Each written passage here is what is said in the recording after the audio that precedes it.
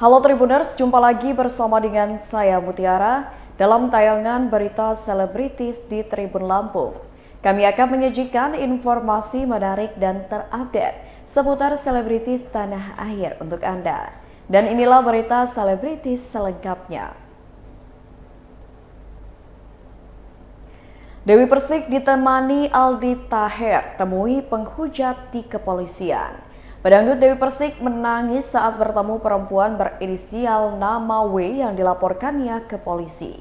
Dewi Persik menangis ketika menjalani upaya mediasi dengan W di Polres Metro Jakarta Selatan pada Sabtu 5 November 2022 malam. DP sapaan akrab Dewi Persik bahkan mengaku sempat tegang saat bertemu W. W dilaporkan setelah diduga menghina hingga menghujat Dewi Persik melalui media sosial pada 31 Oktober 2022. Mantan istri Saipul Jamil, Aldi Taher dan Angga Wijaya tersebut merasa tidak tega saat melihat W yang dilaporkannya ke polisi. Apalagi W diketahui berusia 50 tahun dan tidak muda lagi. Meski begitu, Dewi Persik masih tetap ingin melanjutkan perkara tersebut. Kepala Satuan Reserse Kriminal Polres Metro Jakarta Selatan, Kompol Irwandi Idrus menyatakan, alasan W menghina dan menghujat di media sosial karena ingin mencari perhatian Dewi Persik. W yang disebut sebagai orang pertama yang membuat konten pencemaran nama baik terhadap Dewi Persik ini diduga membuat konten berisi hinaan dan caci maki. Saat ini W tidak ditahan polisi dan masih berstatus sebagai saksi setelah kooperatif selama pemeriksaan. Berikut wawancara dengan Dewi Persik bersama kuasa hukumnya. Idolakan Mbak Dewi, cuman kita sampaikan ya tidak boleh seperti itu. Kembali lagi nanti ke depannya untuk proses hukum Mbak Dewi sudah memaafkan secara manusiawi. Yang kedua, untuk keputusan yang terbaik akan Mbak Dewi sampaikan nanti setelah Mami ini datang hadir ke Polres sambil menunggu datang dari Jember. Ya agak gimana ya, agak gimana gitu perasaan nangis gitu ya. Yang jadi kita nangis. Berarti dia seperti apa sih? Yang disampaikan tuh dia bilang dia nggak sekolah, dia cuma asal sekedar ngomong aja. Pakai bahasa apa sih? Pakai bahasa Madura bahasanya. Dia bilang engkau tak sekolah nak, engkau cuma sekedar asal sabulin. Kan lagi rame-rame, engkau teh terona ketemu sama kamu. Aku tuh nggak sekolah, itu kan karena memang lagi rame, jadi aku cuma ikut-ikutan ngomong aja gitu. Dan yang kebetulan memang aku sangat mengidolakan kamu dan pengen ketemu sekali sama kamu. Jadi dan kakinya kan bengkak besar sebelah kanan, jadi dia itu lari dari sempat kabur dari pihak yang berwajib, kan ada polisi, beliaunya kabur naik motor, langsung nabrak apa, jadi sebelah kanan ini kakinya bengkak gitu, jadi dia nangis kan, nangis saya jadi ikutan nangis dengan tega. saya jadi bilang Mbak Tandi, tunggu mami saya aja deh. Nangisnya tuh nangis iba atau nangis atau nangis kesal Kak Dewi? Dewi lanjut. Saya lanjut dong Mbak, gitu. Saya tetap harus, saya memaafkan dari hati saya paling dalam. Cuman kan balik lagi keputusan di tangan mami saya nih, makanya saya bilang, ini mau lanjut nggak, kata ya lanjut saya bilang. Cuman nanti ada mami, katanya dia mau minta maaf sama mami, tolong pertemukan dengan ibu saya, sama Umi katanya. Bapaknya kamu kan sudah meninggal katanya. Saya cuma ingin ketemu sama Umi, saya mau minta maaf. Oh ya nanti ketemu. Nanti orang kapan? Orang Pasuruan tapi tinggal di Bangkalan. Kak Dewi tadi menangis karena iba kah atau emosi menahan karena ngeliat? Saya iba. Secara kemanusiaan saya iba. Makanya orang tuh harus dibikin dulu ya, apalagi itu kan beliaunya orang udah sepuh. Saya cuma sebagai, saya kan pasti lebih muda. Cuma saya ngeliat kayak gitu, saya jujur, ya intinya saya akan menjalankan apa yang sudah menjadi konsekuensinya. Walaupun dari hati aku yang paling dalam, saya nggak mau ini jadi beban untuk saya ya ke depan gitu. Keputusannya nanti di mami saya aja bang, gimana? Memang sempat diposting apa sih sama beliau sampai mami sampai sakit hati sampai sekarang? Kan ditanya kan udah tahu. Mi, tapi katanya sebelumnya sempat video call juga, Mi. Video callnya Bukan saya video call. yang video call itu maksudnya bukan aku yang video, jadi pihak yang berwajib itu ngasih video bahwa orangnya sudah datang, gitu sudah ada, bagaimana mau ditemui atau tidak. Tapi berarti Mami ini sebuah kesalahan ya ketika ada yang menggoreng-goreng bahwa itu fans dari salah seorang artis. Ternyata bukan gitu loh. Ternyata fansnya Mbak Dewi sendiri. Ternyata fansnya Mami. Kan tapi ada 2 gitu kan, ada 3 kan, yang Satu sudah ada, ya. 2 lagi yang kita belum tahu ya. Mami sebenarnya sempat surat ke ibu, mungkin Mami mengenai hal ini mungkin ada tanggapan dari ibu seperti apa? Mungkin Dari ibunya Mami yang misalnya mungkin udah ada cerita. mungkin. Kan keluarga yang meminta melaporkan kan, makanya aku bertindak tegas gitu bahwa ini pelajaran sebenarnya untuk mengambil seseorang karena melakukan hal yang sifatnya menyalahi aturan seperti undang-undang ITE. Bukan saya tidak bisa bersikap tegas. Kemarin kan banyak berita-berita mengenai aborsi, mengenai sebenarnya mau dicomotin orang satu-satu bisa mas untuk membuktikan itu semuanya. Tapi kan Berita selanjutnya, 1 tahun kepergian Vanessa Angel, Dodi Sudrajat teringat sang anak. Tepat 1 tahun kepergian Vanessa Angel dan Bibi Ardiansyah pada Jumat 4 November 2021 lalu, pihak keluarga pun memiliki cara tersendiri untuk mengenang mereka. Misalnya saja dengan menggelar tahlilan seperti yang dilakukan Dodi Sudrajat, ayah Vanessa Angel. Adapun tahlilan berlangsung di kediaman pribadi Dodi Sudrajat, yakni di kawasan Kemayoran, Jakarta Pusat pada Jumat 4 November 2022 malam. Usai membacakan ayat-ayat suci Al-Quran, Dodi dan putrinya, Mayang Luciana juga memberikan santunan kepada anak yatim piatu. Sementara itu, dalam momen 1 tahun meninggalnya Vanessa Angel, Dodi masih mengingat dan juga teringat dengan kenangan bersama mendiang sang anak Vanessa Angel. Dodi bahkan sampai saat ini masih merasakan kehadiran putrinya. Ia bercerita memang akhir-akhir ini sudah jarang memimpikan Vanessa. Hanya saja beberapa hari menjelang setahun sang putri meninggal, ia merasa Vanessa ada di sampingnya. Berikut wawancara dengan Dodi Sudrajat dan Maya. Ya Dedi sama Mayang sama Vanessa mereka dari kecil sampai umur 12 tahun ya. Kita selalu bertiga. Ya Dedi menjadi ayah, menjadi ibu juga untuk Mayang dan Vanessa. Tentunya ada perbedaan.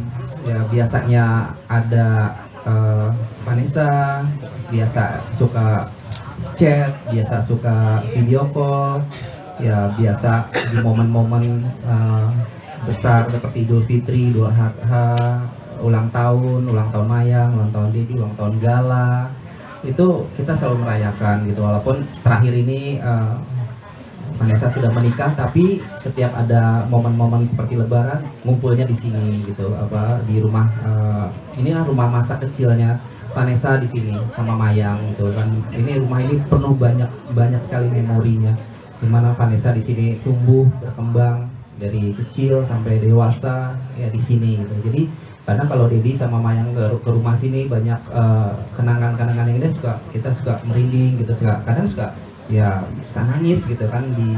Kalau masuk kamar yang depan ini kamar juga plus studio ya. Jadi dulu sama Mayang sama Vanessa, jadi mereka masih kecil-kecil satu kamar sama Dedi gitu. Mayang masih bayi, Vanessa masih umur 10 tahun yang masih satu kamar gitu. Dan sangat-sangat kehilangan 1 tahun ini, benar-benar sudah tidak ada Vanessa di acara ulang tahun Dedi kemarin ya, sudah tidak ada. Dan akhirnya Dedi ingat lagi Idul Fitri, Idul Adha, mana tahun baru, pokoknya acara-acara yang 1 tahun ini yang biasanya kita merayakan bersama dengan Vanessa ya, Dedi hanya merayakan sama Mayang aja. Dedi rencana besok mau ke makam deh. Ya kalau ke makam ya teman-teman tadi udah denger ya, insya Allah kalau besok waktunya nggak hujan nih, kalau nggak hujan kita akan datang ke makam pada asar ya, jam 3 atau jam 4 kita akan ke makam. Mungkin Dedi sama Mayang sama teman-teman sama keluarga ya, siapa besok mau yang ikut nanti Dedi akan mau list dari keluarga dan teman-teman. Dan besok kita akan ziarah itu ke makam Vanessa dan Bibi, dan kita akan bersama-sama ke sana. Dad, kenapa nih Dad sedih 1 tahun ini merayakannya di rumah ya? Sebelumnya kan sempat di gedung, 100 hari kemarin gitu. Oh, enggak sih gitu, yang 7 hari dan 40 hari di gedung juga, di sini juga merayakan gitu. Bukan merayakan, artinya melakukan tahlilan juga gitu. Di 40 hari di sini juga kan. Mungkin teman wartawan media ada yang nggak datang ya, dan 40 hari itu kita merayakan di sini. Dan di gedung Tribrata juga merayakan gitu. Kok merayakan ya, apa sih namanya, mengadakan tahlilan, mengadakan tahlilan. Jadi dia kalau yang tahun ini ya memang nggak melakukan tahlilan di gedung Tribrata, jadi hanya di rumah Dedi di komplek ini. Jadi mungkin 9 jam yang lalu kan ada rilis lagu soal Goodbye My Love untuk didonasikan untuk Gala. Mungkin tahu itu emang lagunya Vanessa yang sebelum meninggal itu udah ada lagunya. Seperti apa sih Dedi? Mungkin tahu. Gimana ada lagu Goodbye My Love. Dulu cek. Itu lagu ya itu beberapa waktu yang lalu Alam Purba bicara ke Dedi gitu kan, karena kan ada rencana Dedi akan membuat satu project layar lebar untuk story of Vanessa gitu kan. Jadi ada rencana ke situ membuat layar lebar, dan Dedi ngomong sama Alam gitu kan, ada beberapa teman-teman terus wiki semua. Dedi kan minta informasi jalan cerita kan, termasuk Alam. Terus Alam bilang dia masih punya adalah satu lagu, nanti kalau misalnya memang benar-benar akan rilis itu layar lebar Story of Vanessa, itu lagu itu nanti akan masuk di salah satu film layar lebar itu tentang perjalanan hidup tentang Vanessa gitu. Jadi itu dinyanyikan oleh Vanessa dan baru dirilis kemarin itu hari ini ya, itu karangan Alam Purba. Jadi Alam Purba itu Indah Cintaku sama Goodbye My Love. Ininya judulnya jadi belum pasti, yang pasti Goodbye My Love itu karangan Alam Purba.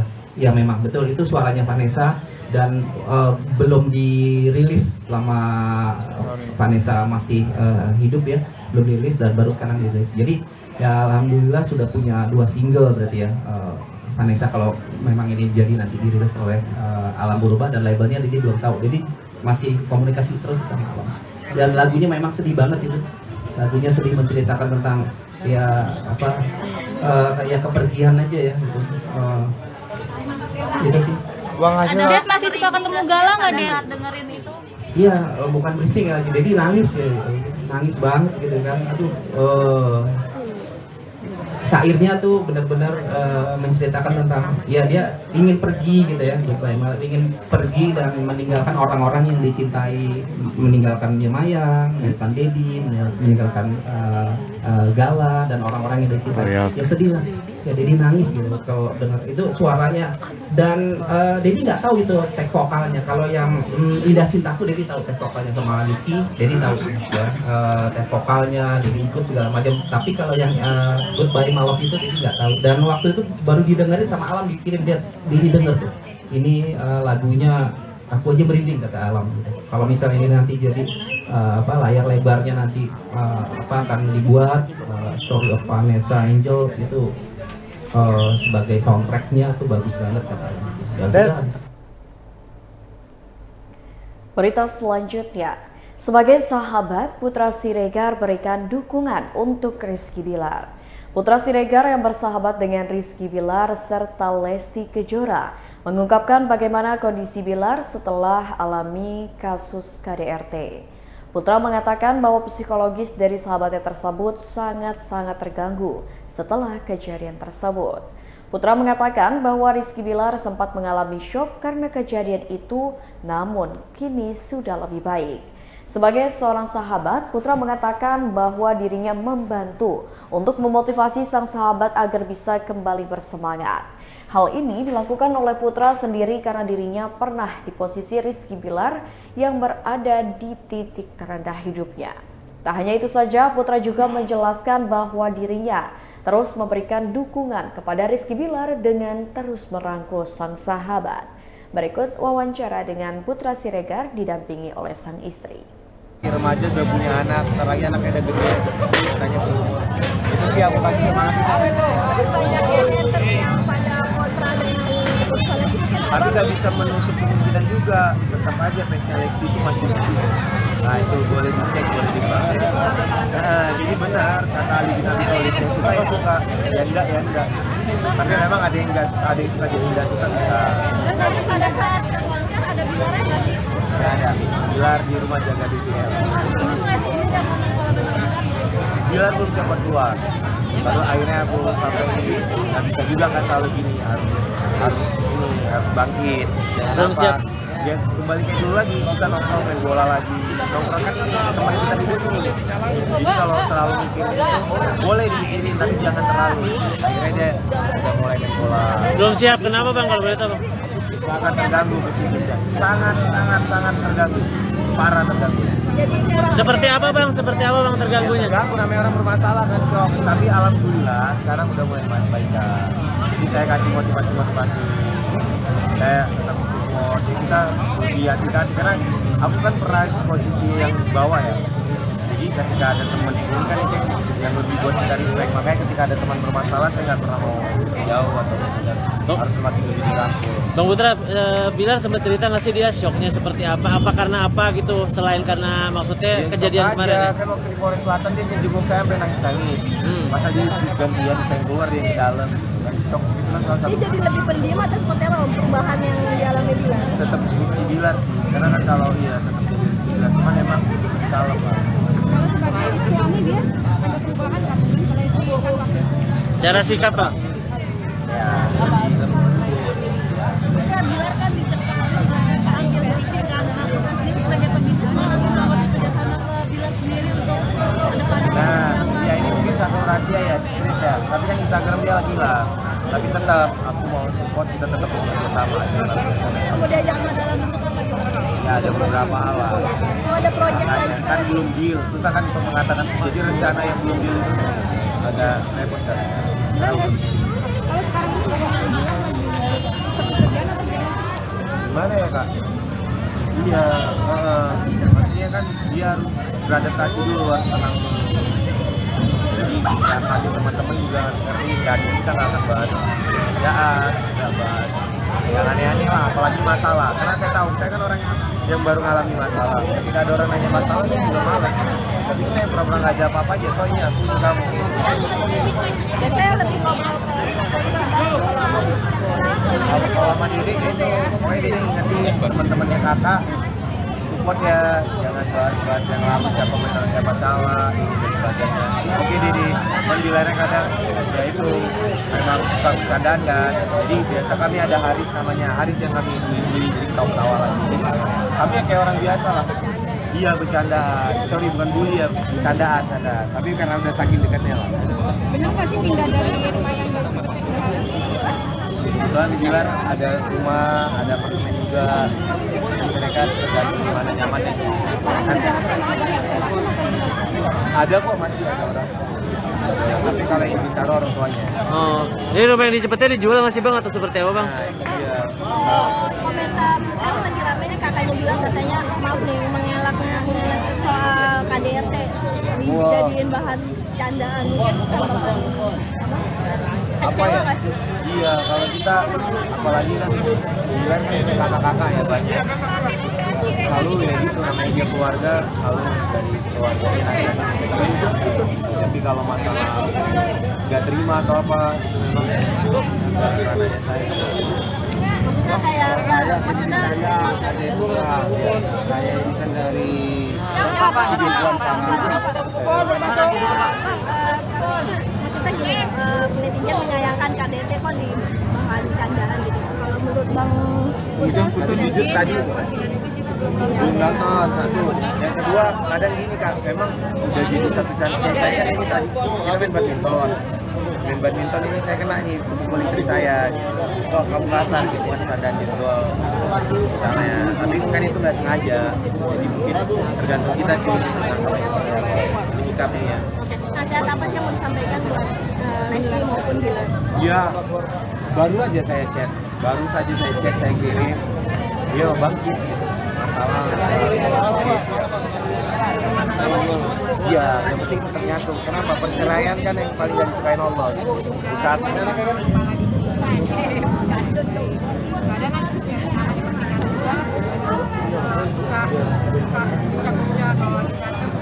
Nasihat dari dia sih yang paling penting. Ya soalnya kan pernikahan pertama dia tuh sampai 5 tahun kan. Terus jadi tergantung kita bisa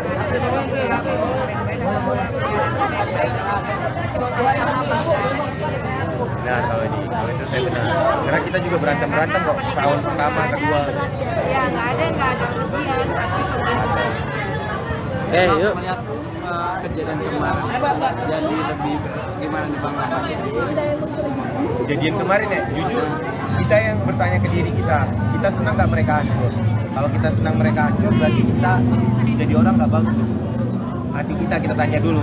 Tapi kalau ternyata mereka berdamai, mereka bagus lagi, bangkit lagi, kita senang. Nah ini baru hati kita yang, jadi kita lebih ke hati kita sih yang kita pikirin, bukan hatinya mereka dulu. Nah alhamdulillahnya ya kita senang gitu. Dede langsung nyamperin dari Madinah atau Mekah langsung ke Polres, kita ketemu ayah di Polres. Alhamdulillah cabut laporan, alhamdulillah baik kembali. Tapi Dilan siap untuk jadi artis lagi atau mau jadi usaha juga? Kayaknya dia usaha sih, katanya dia mau jadi pengusaha sih, mau ikut kebijakan pengusaha. Tapi nggak tahu juga, ini kan kembali dia kan, gitu kan. Tapi yang abang Dago pengennya jadi udah ada obrolan gitu. Iya, udah gue jadi pengusaha aja deh gitu kan, kita ngobrol-ngobrol kan kadang namanya obrolan sama ini kan kadang bisa berubah dinamis kan. Bang jadi berkaca ke di rumah tangga kemudian jadi berkaca ke Dede nggak?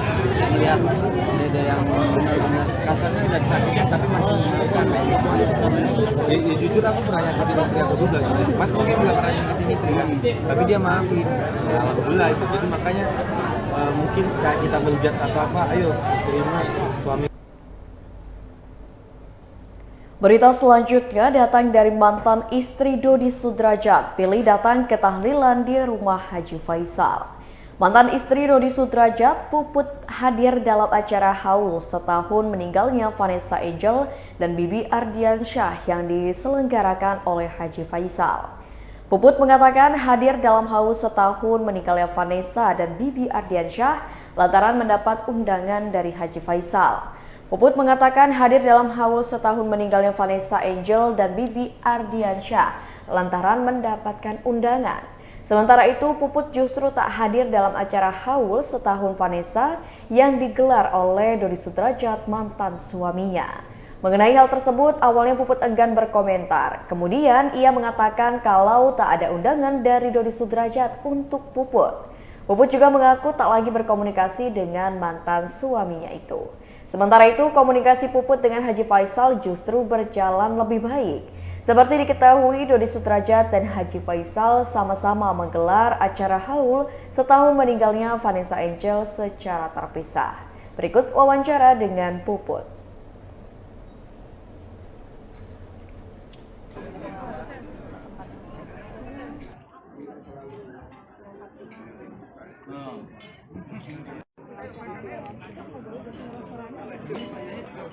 Boleh suaranya agak kenceng.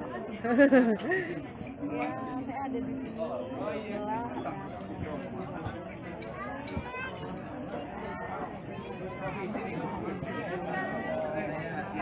Boleh kencengan Bunda?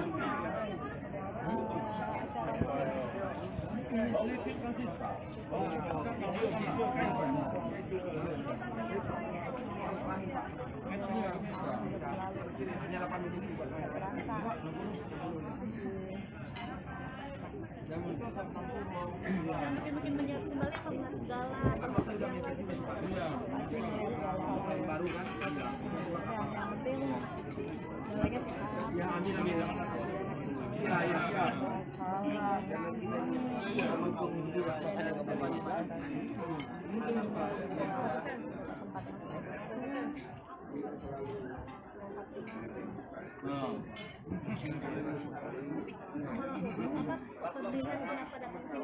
Kemarin kan kami juga melaksanakan haul juga kan. Nah, Luhut sendiri kemarin kenapa tidak hadir mungkin di tempat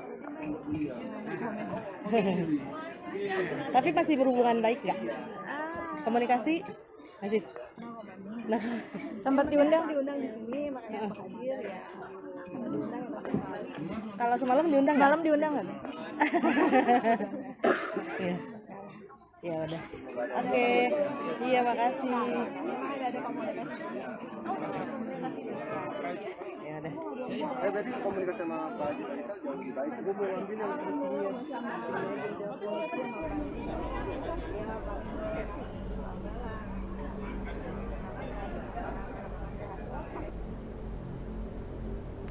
Berita selanjutnya datang dari pedangdut tanah air, Evi Masamba, alami baby blues usai lahirkan anak keduanya. Penyanyi dangdut Evi Masamba baru saja melahirkan anak keduanya. Kelahiran kedua ternyata Evi harus mengalami baby blues. Baby blues yang dialaminya seperti Evi yang takut jika anaknya diambil oleh orang lain. Tak hanya itu, Evi bahkan sempat khawatir melihat perubahan bentuk badannya pasca melahirkan. Saat konsultasi dengan dokter, apa yang dihadapinya itu untungnya tak berbahaya dan memang kerap kali dirasakan oleh ibu-ibu yang baru melahirkan. Evi sendiri mengakui jika ia sangat takut ketika melihat anaknya dipegang oleh orang lain. Bahkan kecemasannya pun bertambah ketika melihat anaknya menangis tanpa alasan yang tak diketahui olehnya. Bersyukurnya dari kelahiran kedua ini, Evi tak kesulitan dalam memberikan ASI eksklusif untuk anaknya. Apalagi pada kelahiran pertamanya, Evi mengaku tak bisa memberikan ASI eksklusif untuk sulungnya itu. Evi kini berusaha keras agar anak keduanya ini bisa dekat dengannya. Berikut wawancara dengan Evi Masamba. Ya, siap.